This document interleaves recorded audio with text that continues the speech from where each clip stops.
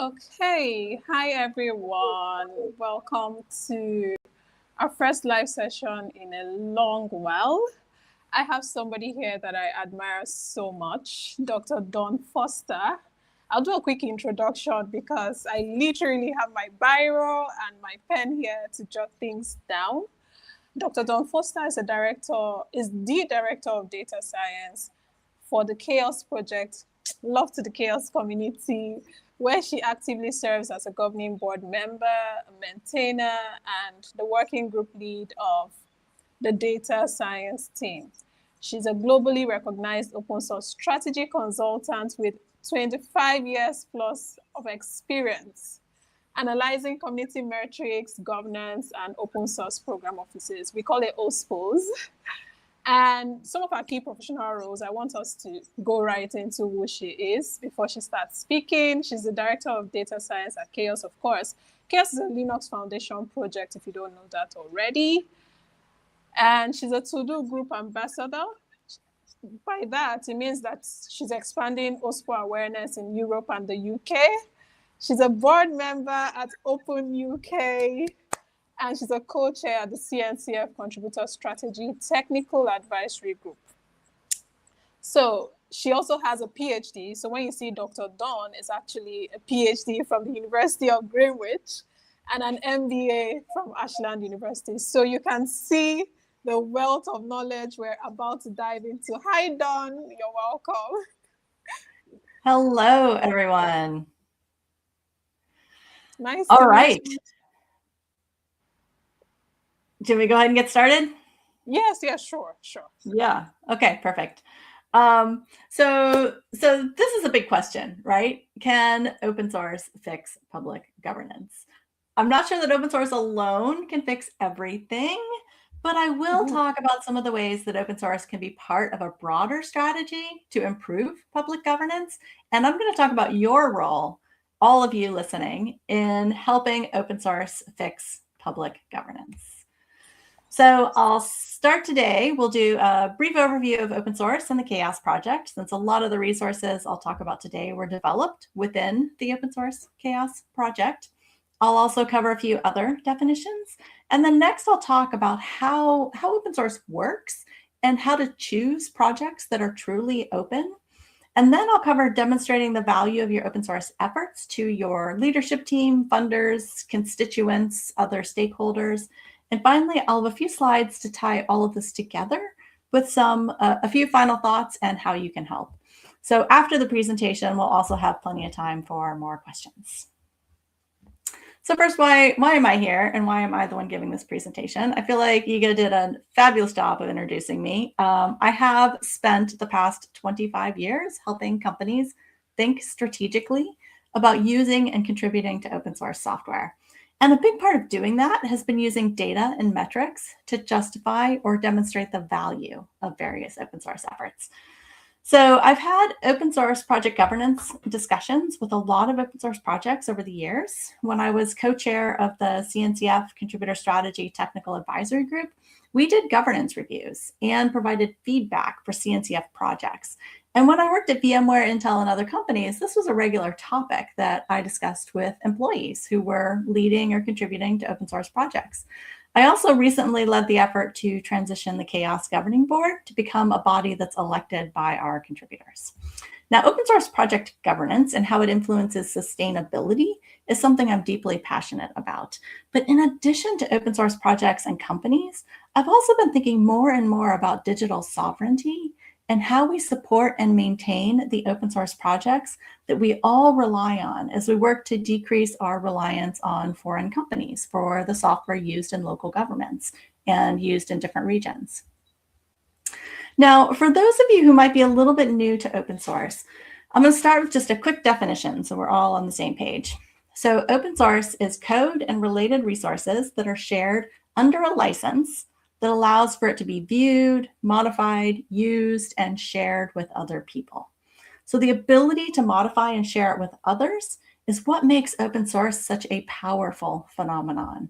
The communities that build up around these open source projects are often made up of individuals who are passionate about the project, along with people working at companies who use the software.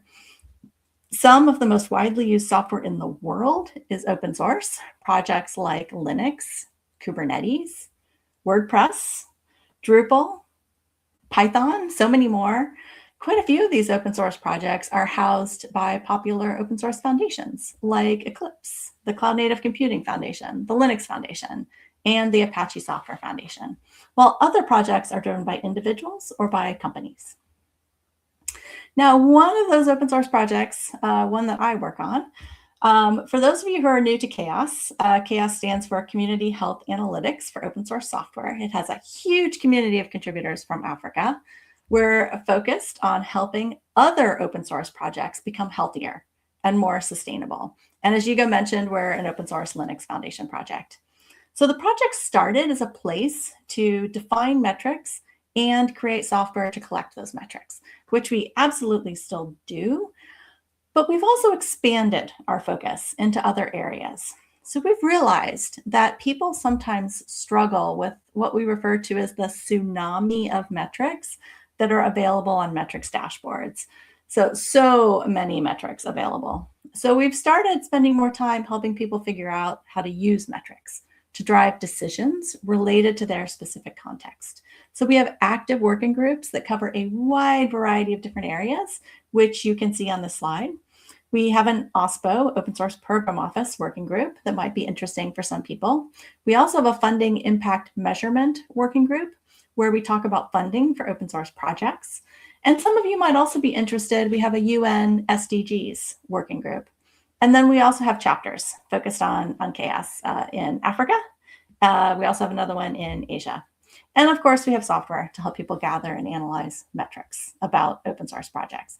And I'll talk more about CHAOSS throughout the rest of the presentation. Now, shift gears just a little bit. Digital sovereignty is about controlling your own destiny as a country or a region and not relying on companies from outside to host all of your software, own, control all of your infrastructure. So this is something that's been getting significant traction within, in particular, the European Union lately, as they get more and more uncomfortable with allowing large American companies to control all of their technology. So the EU sees digital sovereignty as a way to strengthen its competitiveness, resilience, and security, a way to ensure strategic autonomy in key digital technologies, to support open and fair digital markets, to protect citizens' rights and democratic processes in the online space, and then to enable innovation and long-term technological leadership. Now, in case you wonder why I'm talking about this, open source software is one of the most important ways to increase digital sovereignty and to reduce your reliance on companies in other regions. Because anyone can use, modify, and share open source software, it isn't controlled by any one company. So you can host it and control it locally. But because it's often developed by large communities of people from all around the world, you also aren't just on your own. Development and innovation occurs as a part of these communities. So you can collaborate and innovate along with some of the most talented people, whether those people are based in Africa or elsewhere around the world. Now, I also want to talk a little bit about governance. So here's a slightly shortened definition of governance from the Wikipedia page. I'm not going to read it to you, but governance basically sets up the structure and processes that we use to work together with other people. So governance helps set expectations about how decisions are made and who makes those decisions. What makes governance so confusing, though, is that it means something different to different people, depending on what the group of individuals mentioned here in this definition is organizing around. So as we saw in the definition on the previous slide, governance is a framework of processes that can apply to governments at various levels, including local and regional governments. It can apply to entire societies. Companies have corporate governance that defines how power and responsibilities are distributed within a company. Any community of people may have governance structures that define how people collaborate and participate within a community. Open source projects also have governance structures that provide frameworks for ownership, collaboration, and leadership which I'll talk more about later. So it's important to understand the context when someone is talking about governance, to understand what groups of people are being governed. So in this talk, I'm going to mostly talk about governments and open source project governance. So when I do that, I'll try to be clear about which governance I refer to. Now, I also wanted to talk a little bit about how collaboration works in open source projects and the complex interactions between individuals, organizations, and communities that are required to build healthy and sustainable open source communities. While there are some exceptions, contributions to most open source projects are centered around the individual. Contributions come from individuals, they come from people rather than organizations. When someone submits a fix to a bug, when they add a feature, or maybe when they update some documentation in an open source project, the change comes from that individual. And unless the person happens to use their organization's email address, a lot of times you can't really even tell where that person works. Now, to make this even more interesting, leadership positions stay with the individual when that person changes jobs. So this means that an employee will take their leadership position in a project with them to the next organization. So for example, I was a governing board member of Chaos when I worked at Pivotal and then VMware, and then when I worked for Chaos. So I took that leadership position with me as an individual. And that's generally how it works within open source projects. Now, in most projects, there are some exceptions, but in most, there's no direct way for organizations to participate other than dedicating time from individual employees who contribute on their behalf, which is very common. So organizations and companies generally participate in an open source project through the individuals that they employ to do the work, which has both advantages and disadvantages for open source projects. On the one hand, having people employed to work on an open source project helps to ensure spending time working on the project. But on the other hand, it can mean that a single organization maybe has too much control over a project, which I will talk about later. Now, it's important to remember that the community or the project needs have to come first. If you, as a person or your organization, has something specific that you want to contribute to an open source project, it's only going to work if it's also something that the project and the community actually wants. So individuals and organizations can't force a project to take a contribution that goes against the direction of the project or maybe isn't in the best interests of the community. Okay, now that we've talked about how open source generally works, let's spend some time on things you should think about before deciding to use or contribute to an open source project, especially when you're thinking about it from the perspective of government use or digital sovereignty, because not all open source software is as open as you might think. It's important to understand who owns or controls an open source project. Projects that are controlled by foundations and ones that are owned by an individual or company can have very different dynamics and risks associated with using and contributing to those projects. So projects that don't have neutral open source project governance are more likely to experience things like forks, where a group basically takes the project and moves it somewhere else, or licensing changes, which can impact your ability to use that project. Now, open source projects that are controlled by a single company are higher risk, and they can be less viable over the long term because they operate at the whims of that company. And there's little recourse for outside contributors or users when that company decides maybe to go in a direction that doesn't meet the needs of the other participants within the community. So for company-originated projects, you can consider the reputation of that company as a steward of open source projects, but always keep in mind that they can change their strategy at a later date, or they might get acquired by a company that's maybe not so great in open source. And I'm not saying that you should not use or contribute to open source projects owned by companies. There are a lot of them, and there are good reasons to do that. But you should consider that the company won't necessarily have the best interests of the people in your region in mind. And while the code is open, if the company went out of business or maybe pulled their employees off the project, you might find that it's too hard to maintain and keep it working without the company resources. Now, supporting projects that are under neutral foundations whenever possible is a better strategy for digital sovereignty than corporate-owned projects. So the CNCF, the Linux Foundation, Eclipse, and the Apache Software Foundation, among just a few, those are all nice neutral foundations. It's not always clear whether a foundation is neutral or not. If the board of directors or other leadership bodies are made up of people who work at a wide range of companies, especially if they're competing companies, that's a good indication that it's a neutral foundation. Whereas if everyone in the foundation is employed by a single company, it's probably not so neutral. Now, one of the reasons that projects like Kubernetes have been so successful is that in the case of Kubernetes, Google contributed it to the Cloud Native Computing Foundation. So putting Kubernetes into a neutral foundation provided a level playing field where people from a whole bunch of different companies could work together as equals to create something that benefits all of us, that benefits the entire ecosystem. But it's not enough to just focus on projects that are under neutral foundations. You also need to look at open source project governance. So project governance, not governments. While it isn't very common, companies can still exert control and make unilateral changes to projects that are under neutral foundations, usually when all or most of the development is coming from the employees at a single company. So it can help to look for neutral open source project governance where leadership positions and maintainers come from a wide variety of different organizations with a fair and transparent process for selecting those leaders. And this creates a level playing field where we can all participate as equals when neutral governance, open source project governance, is combined with neutral ownership of projects under foundations.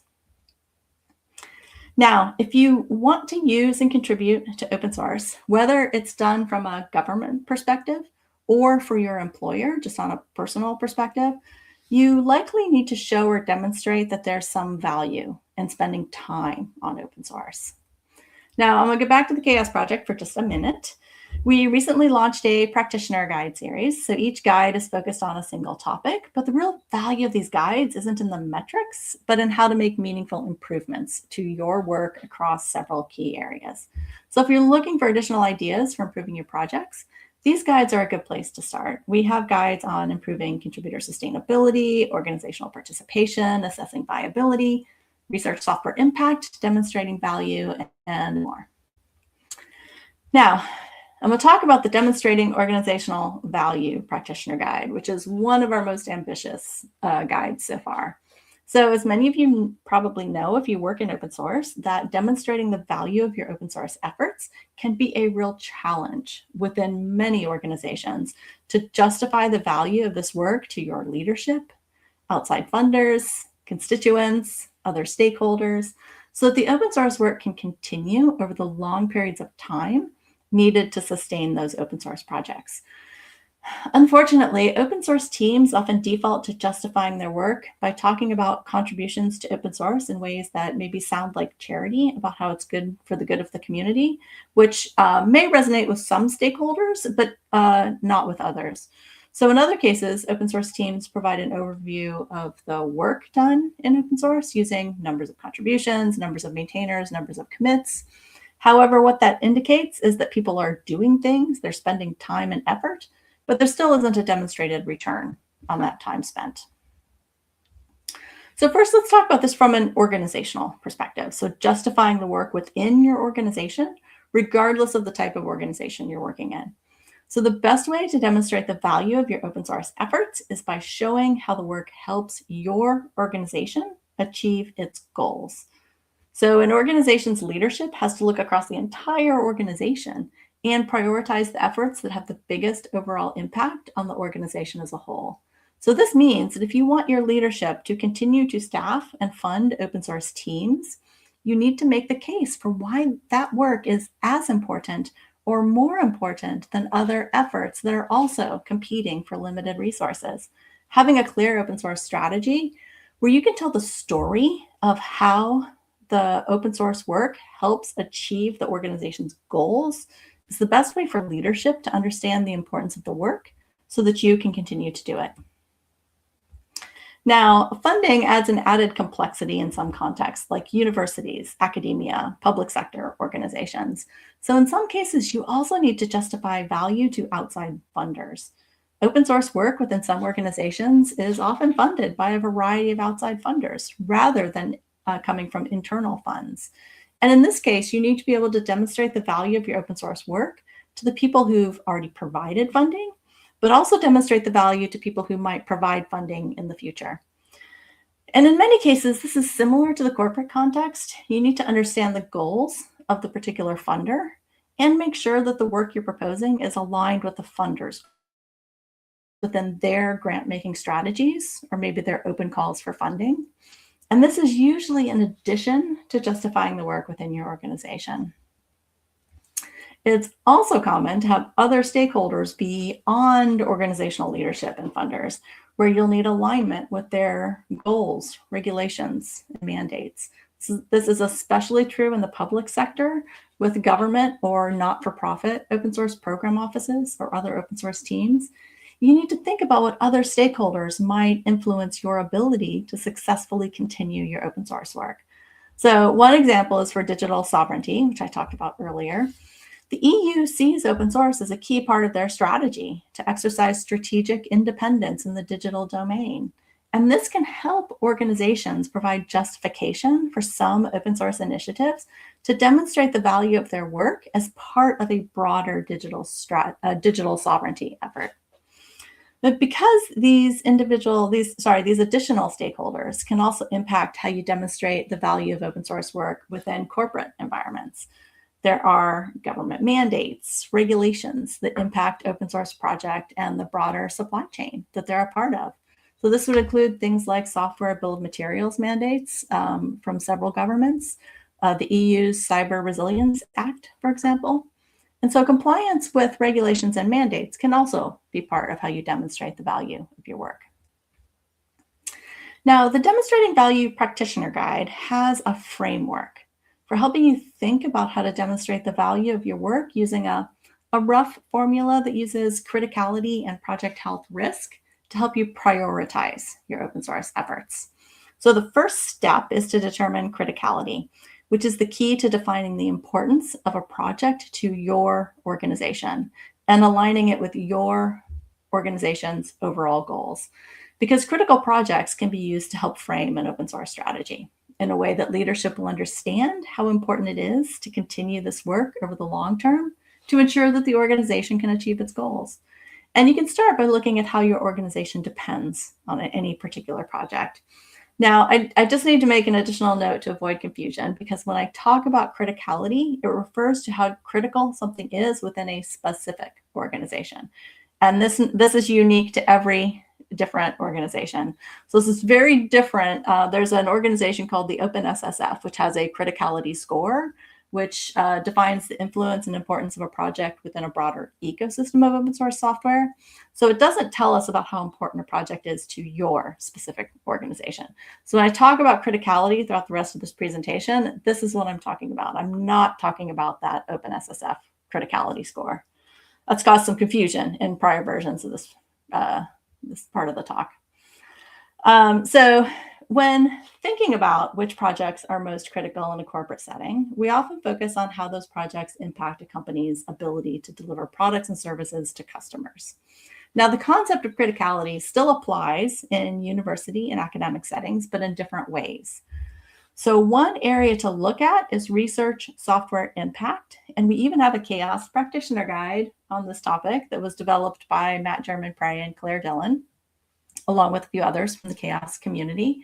So that's a starting point for research software impact.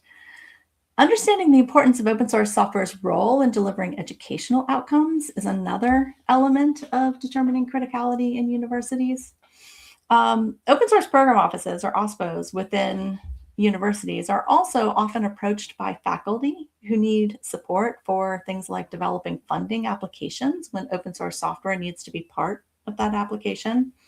And there are certainly other ways of determining the importance of the OSPO, of the open source work within your university, depending on what type of university it is and what you're trying to accomplish.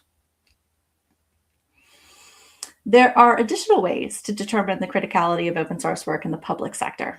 So in some cases, you might be able to justify the work if it has an impact on infrastructure, websites, and applications that are being used to deliver or provide critical services to the public. Your open source efforts might also be critical because they help meet the goals of a particular initiative, like digital sovereignty, for example.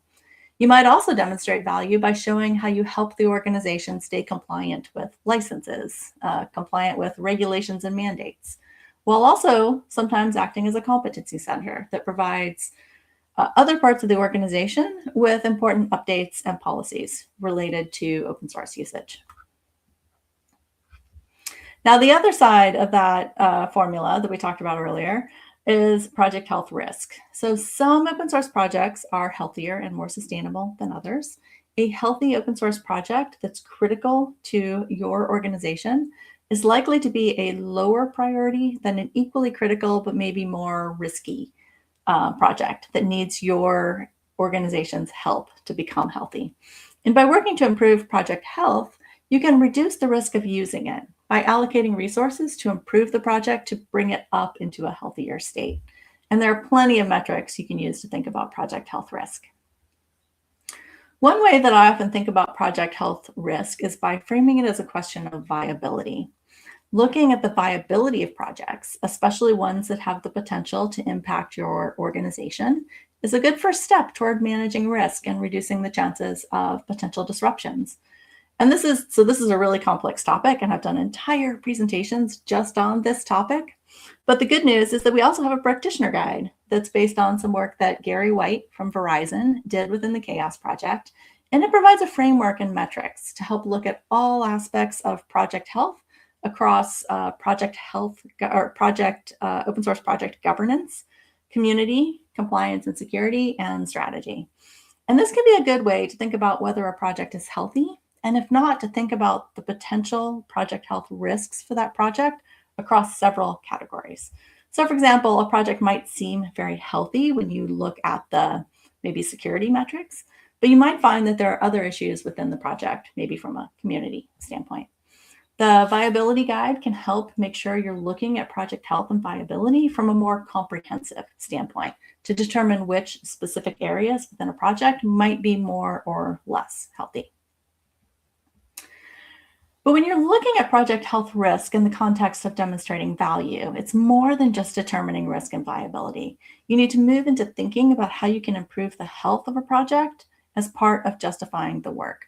So this is where some of the other practitioner guides that I talked about earlier come into play. So in particular, the guides about responsiveness, contributor sustainability, organizational participation, security, and diverse leadership can really help with this. And as I mentioned on the previous slide, you might realize that there are specific project health issues that you can help resolve to make the project healthier and less risky for your use. For example, maybe you can allocate some employee time to improve contributor sustainability or to improve the diversity of organizations that contribute. And the practitioner guides can help you find ways to contribute that improve the health of an open source project that might be critical for your organization. The priority for investment from your organization is a combination of these two things, criticality and project health risk. And again, the combination is unique to your organization. Every organization has slightly different goals and different needs. And so you need to allocate staff to the areas that are of the highest priority for your organization. You need to use your limited resources wisely in a way that can be justified as part of helping the organization and other stakeholders achieve their goals. By defining the highest priority projects, you can justify the work by showing how the work on those projects helps you achieve your goals as an organization. And then after identifying the critical projects and prioritizing them to work on the ones that generate the most value for your organization, you still need to be able to communicate how your work is helping to achieve the organization's goals. So too often, again, people default to measuring things that are easy to count rather than activities that have the most value. So you need to make sure that your communication to leadership, funders, constituents, other stakeholders stays laser focused on the value of this work. It can help to think about whether the features you need are complete and stable, whether the issues you're concerned about are being addressed, whether the projects you rely on are healthy and sustainable, whether they offer good security and privacy controls, The Demonstrating Value Guide has more detailed examples of how to do this, but it comes down to being able to measure what matters and use that data to tell the story about the value of your work. Now, every organization and every funder has unique needs and goals based on what you're trying to achieve. So there's no one-size-fits-all way of demonstrating value. The framework in this practitioner guide uses criticality and project health risk to set your priorities, which is just one of many ways to think about demonstrating value. And there are certainly other ways that you could do it. But what's important is to understand how the organization, how the open source work helps your organization achieve its goals, and be able to frame that in ways that resonate with your leadership and with your funders. Okay, so now that we've talked more about open source, how it works, how to demonstrate the value of what you're doing, let's talk more about the advantages it has for the public sector and how you can help open source fix public governance.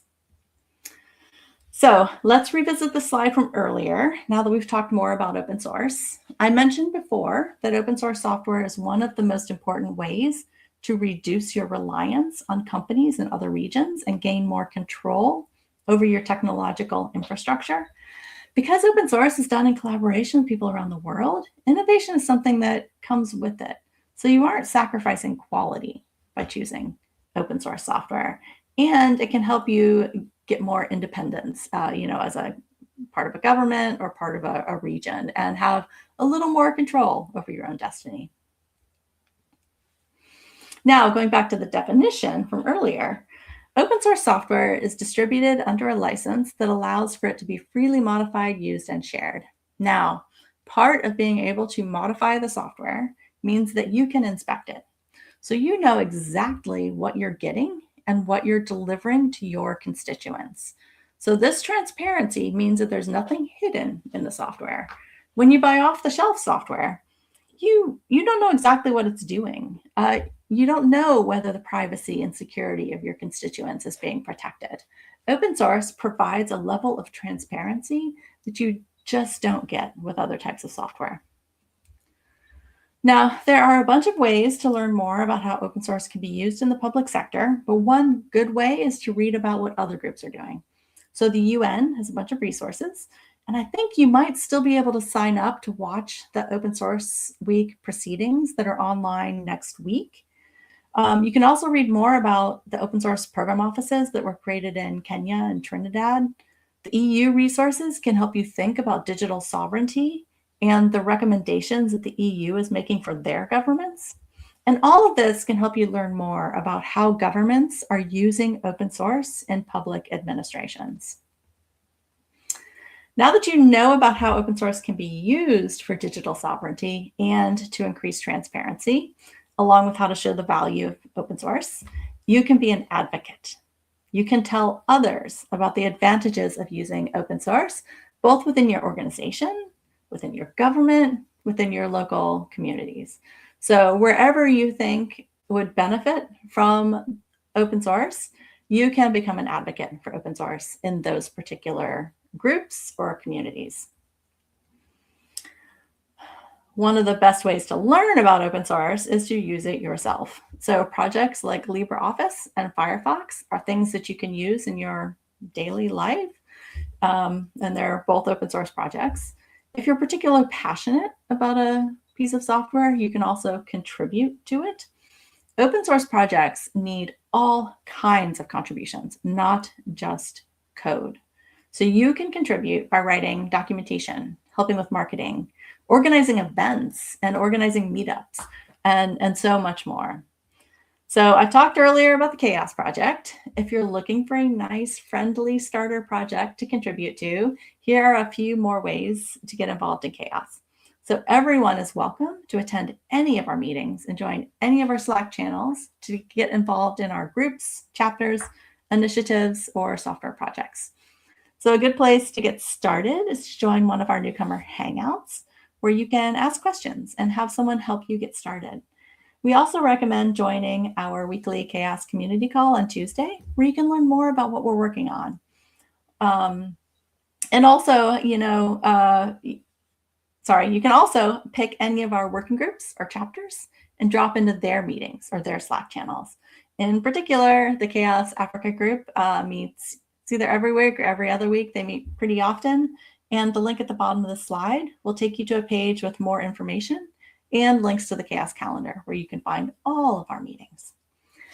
Now, we also have several areas within the Chaos project that are always looking for contributors. Our education project is a great place to contribute, even if you're brand new to Chaos. We have educational videos on a wide variety of Chaos and adjacent topics, and you can contribute by writing the script for a course, creating the presentation, and or recording the video, but you don't actually need to do all three. Maybe if you prefer to create the materials and have someone else record it, that's great too. The Chaos DEI Badging Initiative allows events and projects to apply for one of our diversity, equity, and inclusion badges. And these badges are super popular, especially for events. So we're always looking for badgers to review these applications. And we're also looking for outreach ambassadors to spread the word about badging. So the badging team will teach you everything you need to know. So this is a great way for newcomers to get involved in Chaos. And it's one of the paths that I do see a lot of newcomers taking into the Chaos project. They start with badging, or in some cases, they start with education. So they're both really great places to start if you're brand new, even if you're brand new to open source. And then finally, as with most open source projects, we also have software. And we're always looking for people who want to provide feedback as users. So if you're just using the software, you can contribute by telling us what works and what doesn't. Filing issues and letting us know when something goes wrong. You can improve our documentation, or of course, you can contribute directly to the software. And I've linked all three of these to web pages where you can learn more, and I will share the slides after the fact as well, so you'll have those as well. One quick note before I open it up for questions and discussion, I just wanted to thank the Alfred P. Sloan Foundation for funding the Data Science Initiative within Chaos, the practitioner guides, and other Chaos work for the past 3 years at Chaos. And now I am happy to take any questions that people might have.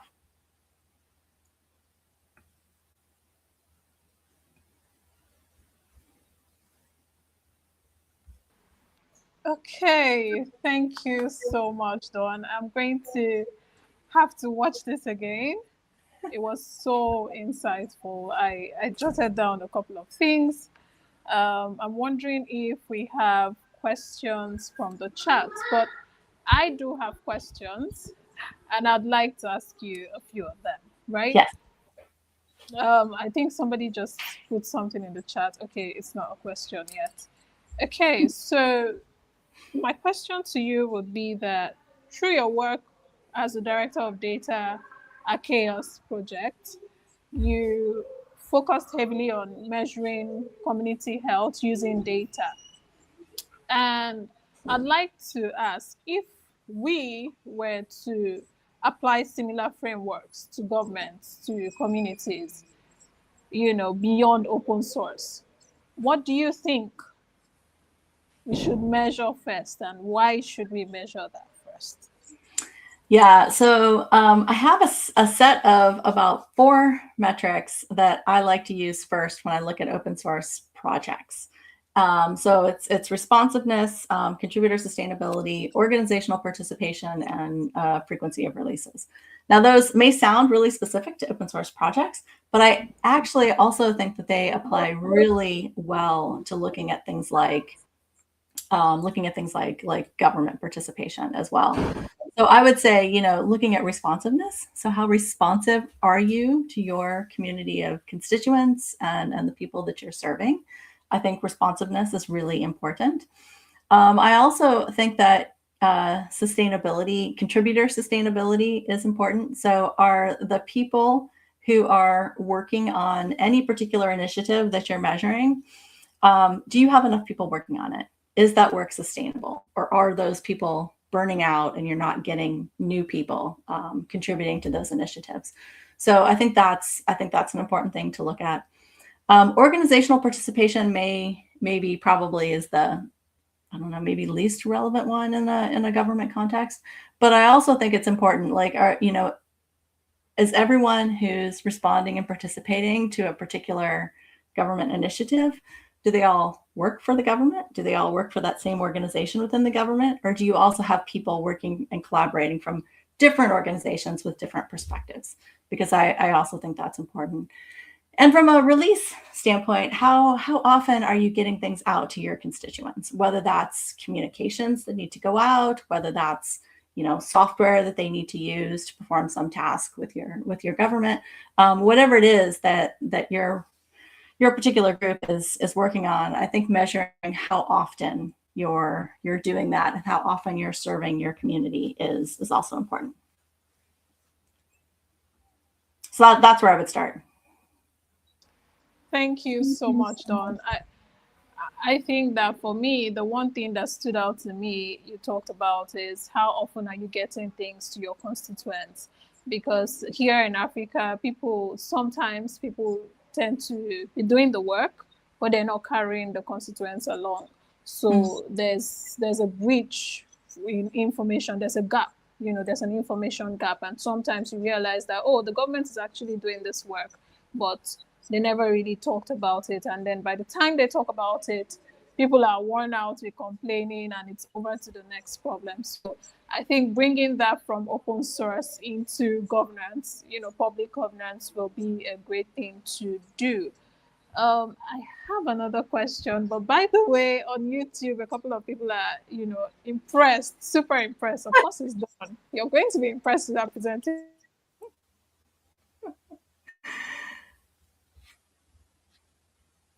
The other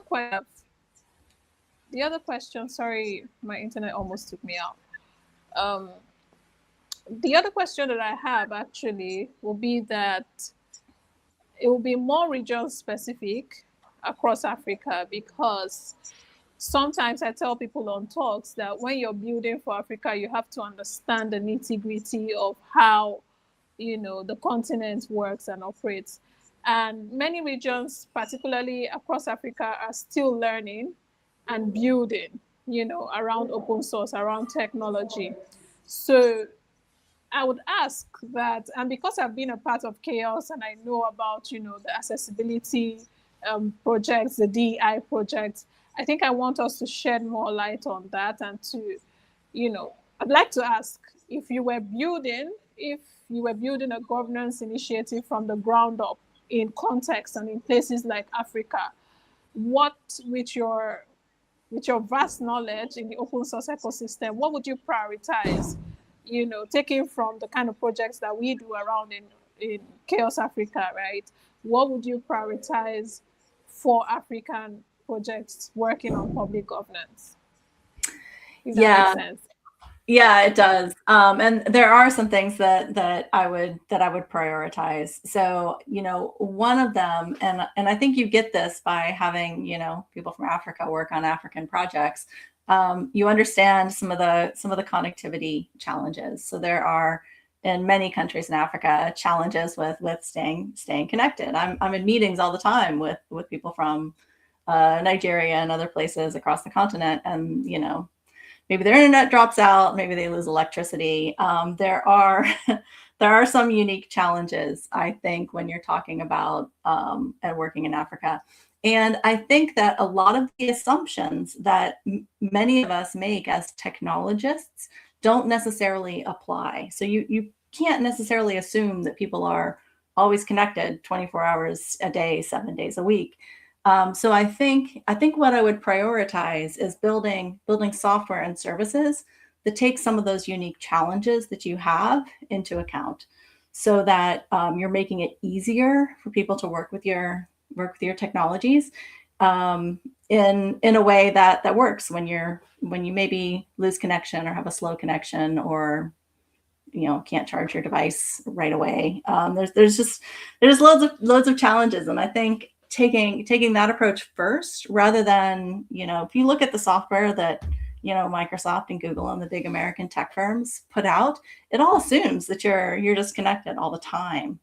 And there are little things that break when that assumption is not true. And so that maybe would be where I would start.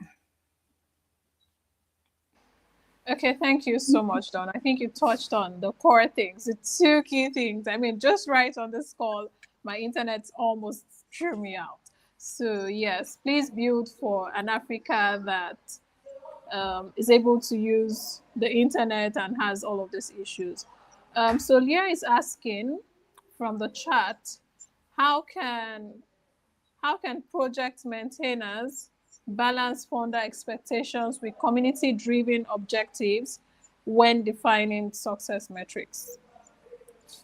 Yeah, that's a really hard question. So it's a really hard problem, right? So it's really hard to balance funder objectives with the stuff going on in the community and coming up with success metrics that work for that. We do have one of the things I would look at. We did release an entire practitioner guide around funding impact measurement, so I think that might be a good place to start. When I think about doing success metrics for something like this, it goes back to a lot of what I talked about in the value section of this presentation. It goes back to what are the goals. So what were the goals when that funder gave you money to do a specific thing or to do something more general? Make sure that your success metrics match what it is that the funder is expecting for you to do. So matching your success metrics with the goals of the funder and with the goals of the community as a whole. So taking the community objectives into account. Because a lot of times I see people pick sort of, I don't know, random success metrics or things that are easy to gather. And I don't think that serves people well. So even if the success metrics are, a little more soft, they don't necessarily have to be numerical. It could be, I surveyed, 15 community members who were involved in this project, and this is what they said about, whatever the topic is. Because I do think that, and this is one of the things we talked about in that funding impact measurement guide, is that funding is complicated, especially when you're talking about communities. Because when you're talking about some people getting funding for something and other people doing the work for free and they're not getting funding for it, it can create unhealthy dynamics. And you won't understand those unhealthy dynamics just by looking at the numbers. But you will if you talk to people and interview people. So when I talk about anything regarding measuring the impact of funding in particular, I would always include sort of an interview piece or a qualitative piece where you talk to people and ask them how they feel about particular things that are going on within the community related to the funding that you received. Wow, that was so insightful. Thank you, Dawn. I never really thought about it from that perspective. When you have to do qualitative interviews, just to ensure that, of course, yeah, that makes a lot of sense. I think people assume that funding is always good, and there have been instances in communities where some organization has all good intentions and provided funding to help a project do a certain thing, and sometimes it causes problems because certain people get funding, other people don't. Sometimes they just don't know who to pay, and so they don't do anything with the funding. We've seen funding just sit in projects because they don't know how to get it to the people who are doing the work. And so there are challenges associated with funding. It's not an automatic, Yeah. awesome. Yeah, and of course, like you said, when you give some people, especially because you're using open source technology and much of the contributions are free, voluntary based. So when funding comes in and you prioritize a person over the other, it can bring unhealthy bickering within the community. So I do understand that. And for us at OpenGov, one of the things that we also try to do is to ensure that every team we can identify their core team members, and then from the core team members we hold daily virtual hours.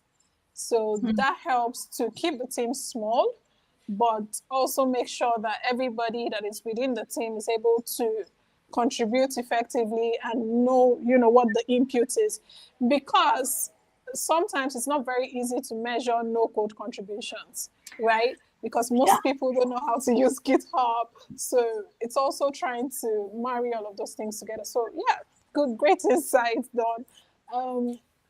Thank you so much. I hope that answered your question, Leah. I'll go to the next question from Temitope Ojo. Temitope Ojo says, thank you for the presentation. Is there a way to statistically measure the effect of the application of these measures in the community? I think you talked about that already. Yeah, I mean, if you're talking about like statistical measurements, certainly yes. I did this in my PhD, right? I had research questions, and I used very complicated logistical regression statistical methods to determine certain things that were happening in an open source community. I would say that it's if we had an hour, I could probably tell you more, but it's one of those things that it's a little bit complicated, right? But there are certainly ways to statistically measure the effect of various things that you do within a community. You just need to figure out what the research question is and how you want to measure it and what data you have available. So it just, again, like I feel like everything when I talk about open source, well, it depends on your particular situation. Which of course it does. So there are ways to do it. It just depends a bit on what's going on in the community and exactly what effect you're trying to measure. Okay, thank you so much, Dawn. We're almost running out of time, but I want to try to get all the juice I can get from you. So I'm going to ask you one last question, if you permit me. Yeah, sure. Okay. So right now, there's the AI buzz, right? Everywhere you go, there's the AI here and there. So it means that there are major shifts in open source. I mean, I've seen contributions on GitHub where we have an issue and somebody just goes into ChatGPT, pulls it out, brings it there, and that's their contribution. And we're like, but will this help out? So especially with the rise of AI, what major shifts are currently being underestimated in open source or misunderstood? And how do you think, with all of your expertise, how do you think they will shape the future of open collaboration over the next decade? That's my question. Yeah, you ask hard questions. I do have some thoughts on this. I will say first of all, I am a bit of an AI skeptic. I know a lot of people like to use it for a lot of different things. But when I talk to maintainers who maintain open source projects, most of them are, at least the ones I talk to, maybe that's a self-selecting bias, but a lot of them are currently facing challenges with all of the AI contributions that they're getting, and getting a lot of contributions that really aren't that helpful. But somebody has to go in and look at it, determine that it's an AI contribution that's not very helpful, and close it. And you might not think that takes a lot of time, but for a huge project, so this is something that Daniel Stenberg from curl has talked a lot about, is just the extra work that all of this is causing for him personally, and for the people that work on projects like curl. So it's bringing in a lot of additional work for maintainers who are already overburdened and already overworked. So that's one of my biggest concerns. I was recently at the Open Source Summit in Minneapolis, and I was at a talk that Lahari Chaudhuri, who's a friend of mine, was giving, and one of the things that she talked about in this talk, and you can look it up in at the Open Source Summit. I think they've released the videos. It was a short lightning talk, like 10 or 15 minutes. But one of the things she talked about was that AI is not replacing people in open source, because an AI might be able to do some of the beginning tasks. So like, writing a chunk of code, or maybe writing a bit of documentation. But it can't participate in a community and build trust over years and years the way an actual person can. It can't review those contributions and determine, and just double check them and make sure everything is good, and in line with maybe the community guidelines, the values of the community, some of these softer things. It's just not really something that the AI can do. So you do need people who are in these leadership positions. You need people who can mentor newer contributors. So there's all of this work that happens in open source communities that you really do need people to work on. And so maybe you can delegate a few of the early tasks to some of the AI work, but you really, especially in open source projects, you really do need the people, and you need the people who can do the work on top of that. So I don't think we're going to lose that. I think right now, I think we'll eventually get there to an understanding that this is probably the way things need to work. Right now, there are some people who are just so excited about AI, which is fair. We all get excited about the technologies that we use. That I don't think people are always thinking about it, maybe about where it's going to be in 10 years. And so I think we need to think about, what is it really good at? Let's use it for that. And then people are going to still have to do a bunch of the other stuff, because I do worry about some of these companies that say that, huge percentages of their software is now being written by AI. And I'm a little bit terrified about the technical debt that they're incurring with software that maybe no one really understands, and what's going to happen when there's some serious issue down the road, and who's going to deal with that. So I worry deeply about some of these approaches, but this is the way it works with all technologies, right? People experiment with it, they figure out what it's good at, and they figure out what it's not, and then the hype will eventually die down, and it'll just be something that we use for certain things. You did a perfect job of answering that question, Don. I really, really love that you talked about the tasks that go on within open source, like I mentioned earlier, that never really makes it to GitHub, that stays in the community chats, that stays in the Slack channels and the Discords, and nobody really sees those things out in the open. And AI can definitely not replace community and good community health, right? It can't replace that. And of course, it's something to be scared of if all of the code and everything is written by AI. I mean, it's something to really be scared of, especially if a lot of humans are using that, right? I think that's something to be scared of. And of course, that's where governance as well comes in. And that's where we need to keep speaking up on those things. So I wouldn't want to take so much of your time anymore. We're 2 minutes to the hour. Thank you so much. My note is full. I'm going to have to rewatch this all over again. Thank you for giving us your time, Don. We really appreciate it.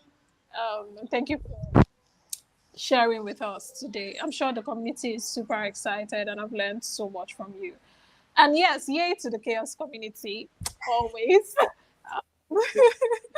Thank you so much to everyone. Cheers. Yeah. See you around. Yeah. Thank you so much for having me. I had a great time. This was fun. Yes. Thank you. Bye. Bye. Thank you. Yeah, bye-bye. Let me end the stream.